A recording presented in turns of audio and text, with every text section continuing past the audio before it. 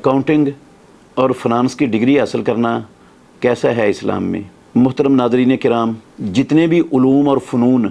دنیا میں ایجاد ہوئے ہیں، ان فنون میں سے، ان علوم میں سے دنیاوی علوم جو ہیں، اگر ان میں سے کوئی ایسا علم نہیں ہے جو کتاب و سنت کے واضح خلاف ہو، کتاب و سنت کی نصوص کے خلاف ہو، اسلام کے اصولوں سے ٹکراتا ہو، تو وہ سارے کے سارے علوم حاصل کرنے کی اسلام کے اندر اجازت ہے، ان فنون کو سیکھا جا سکتا ہے۔ لیکن یہ ذہن میں رکھنا چاہیے کہ فنانس پڑھنے والا، اکاؤنٹ پڑھنے والا، وہ اکاؤنٹ پڑھ کے یا تو اس اکاؤنٹ کو صرف اسلام کی حد تک استعمال کرے جو اسلام کے اصولوں کے مطابق ہے، چونکہ ہمارا آج کل جو اکاؤنٹ اور فنانس کا شعبہ ہے، اس میں سودی کاروبار عام چلتا ہے، بہت زیادہ سود ہے، اور ہر جگہ پر سود کے اندر ملوث ہوتا ہے ایسا بندہ،